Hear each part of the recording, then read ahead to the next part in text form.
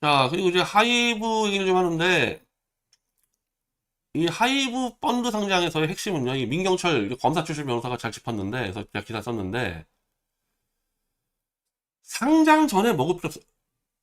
하이브에서 방시혁과 연관된 측근들이 펀드를 만들었으면 그거는 방시혁 펀드이기 때문에 대주주 6개월 안에 주식을 팔 수 없는 조항에 걸려서 팔면 안 돼. 원천적으로 방시혁과 그 떨거지들은 팔면 안 되는 주식을 내던져가지고 6천억을 해먹으면서 주가를 폭락시켰거든요. 앞쪽에서 뭐 사기쳤 내전 이건 다음 문제고 팔면 안 되는 주식을 던진 겁니다. 그래서 6천억을 털어먹은 거예요, 개미들한테. 그래서 이걸로 이제 아마 구속이 될 거라고 이 사람은 얘기하는 거고, 그렇게 되면은 방시혁이 털린 개미들은 이제 다 집단 소송이 가능한 거죠. 이거 아마 10월 달 안에 뭐 구속되지 않을까 좀 보고 있고, 또 하나는 지금 이거 최대집 대표가 아마 내일 시청에 고발할 텐데, 이타카 홀딩스를 3배 비싸게 샀다. 3,800억짜리를, 자, 하이브와 3일회계법원이 이타카 홀딩스를 살려고 계산하니까 3,800억짜리를 영업권 명목으로 8,200억을 더해서 1조 2천억에 사버렸다. 3배 비싸게. 원래는 대부분 이걸로 사요. 근데 아주 독특하게 영업권으로 8,200원을 부렸다. 영업권은 뭐냐? 브랜드 가치가 첫 번째고, 두 번째가 경영 프리미엄인데, 브랜드 가치는 이타카 홀딩스라는 이름을 사자마자 없애버렸어요. 하이브 아메리카를 바꿨습니다. 그럼 브랜드 가치 없는 거죠. 근데 경영권 프리미엄이 뭐냐? 이타카 홀딩스가 데리고 있었다는 아리아나 그랑데나 저스틴 비비나 뭐 이리나 멘젤이나 네미 도마토나 이런 사람들인데, 놀랍게도 하이브가 사자마자 다 나갔습니다. 하이브가 이거 살 때 이런 사람들이 있으니까 우리가 1조 2천 산다 이렇게 발표했는데 사자마자 다 나갔어요. 그리고 사기 전에 테일러 스위프트의 마스터 영권도 다 나갔고요. 그럼 남은 게 없어. 아무것도 없어요. 이타카 홀딩스에. 아무것도 없는데 1조 2천억에 사고, 적자는 80억, 748억, 1,400억, 1,400억에서 총 3,650억 적자를. 이건 뭐냐? 이런 게 바로 역외탈세예요. 하이브의 돈을 갖고 있으면은 세금으로 뜯기니까 미국 법인 산다고 빼돌려서, 사실은 깡통이죠. 1조 2천억을 빼돌려서 스쿠터 브라운한테 갔다가 아마 다시 방시혁한테 돌아와서, 이게 탈세와 불법 비자금의 아주 교과서적인 방법이거든요. 그래서 이거 국세청에다가 최대 대표가 이제 집어넣을 거고요. 오늘도 인도네시아의 대중문화 매체가 이거 썼습니다. 이거 말이 안 된다. 왜 인도네시아가 왜 쓰냐?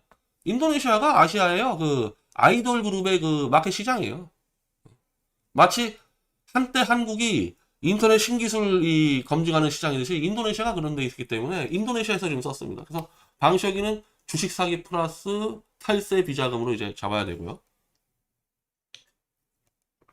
지금 사실 제일 이 급한 문제는 뉴진스와 어도어의 이 계약 무효 소송인데, 여기서 이제 그 방시혁의 줄선 뭐 미친 보수 개돼지들, 방시혁 만세 부는 놈들이 자본주의니까 계약을 지켜라 이런 완전히 황당한 얘기, 무식한 얘기들. 아예 연애사업 공부도 안 하면서 그냥 윤석열 만세, 방시혁 만세 부르는 개돼지들이 그런 얘기하는데, 첫 번째는 이미 대한민국 대법원에서요, 2010년도에 10년 계약은 무조건 원천 무효라는 판결을 내렸습니다. 이게 유키스 멤버 케빈이 낸 건데, 10년 동안 뭐 스윙 엔터테인먼트가 잘해주는 것도 관계없다. 이 10년 계약 자체가 노예 계약이다. 이거 너무 길다. 가수 전체의 인생이 걸린 게 10년인데 10년 동안 붙잡고 있는 자체가 노예 계약이니까 이거는 불법이다. 원천 무효돼가지고 쳐버렸습니다. 자, 그러면은 문광부가 요 판결을 보고 표준계약서에 7년으로 정했습니다. 그럼 왜 7년으로 정했죠? 일단 10년은 안 되잖아? 8년, 9년, 10년 안 되잖아?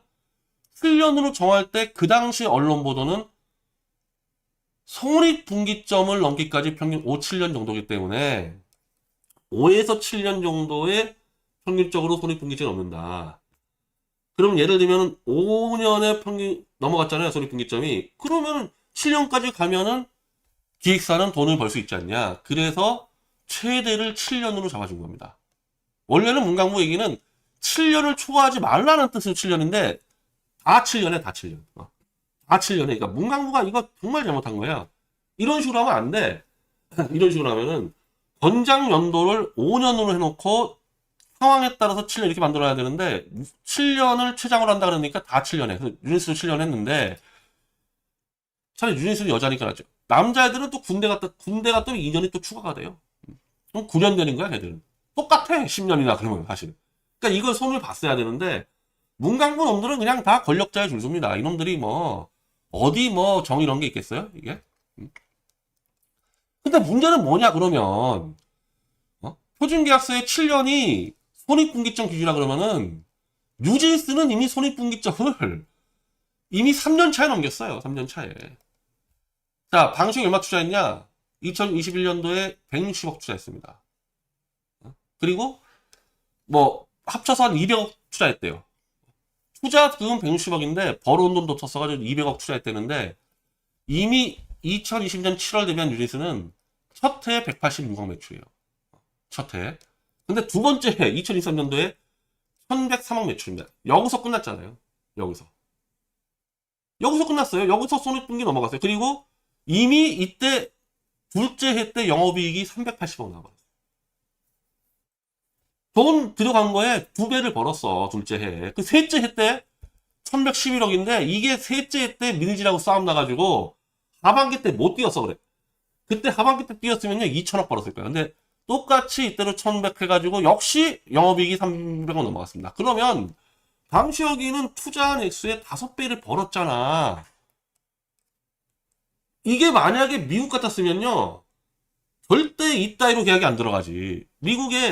물론 미국은요 가수는 절대 연도로 계약 안 해요. 걔네들은 음반 몇 장, 2장, 3장 이렇게 계약을 하지 이따위로 같이 계약을 안 해.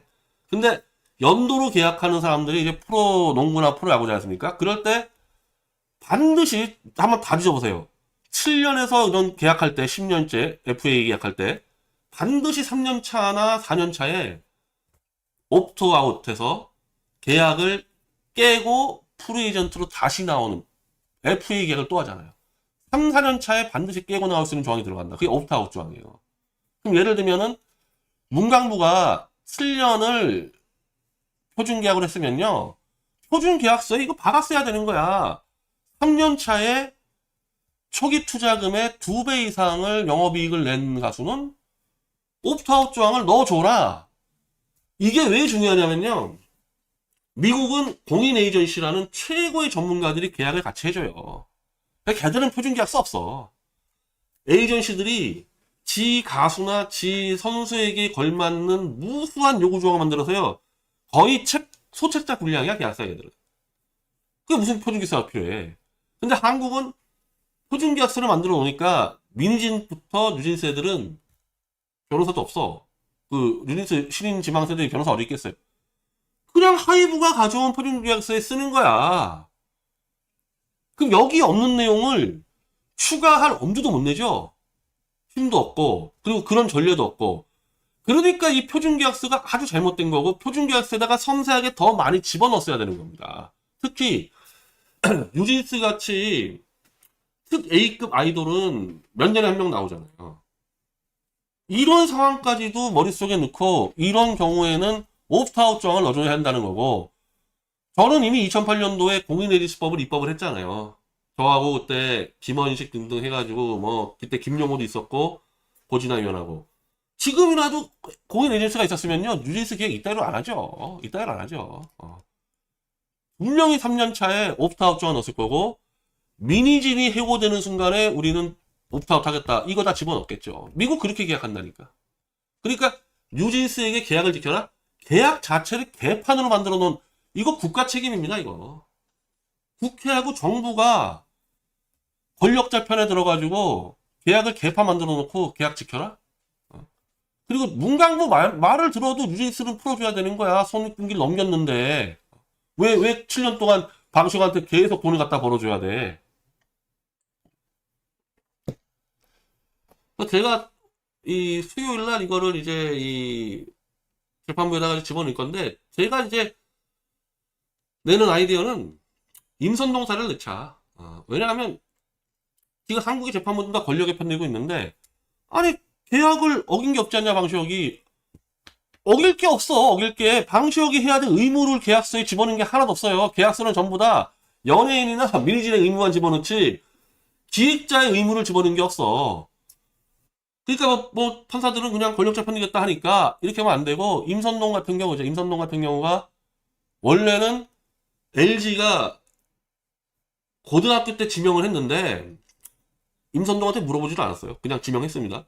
근데 임선동은 대학 때 일본 다이에어코스랑 계약해가지고 일본 유출하려고 했는데 LG가 야 너는 우리가 지명했으니까 넌 우리 거야. 너 일본 못 나가.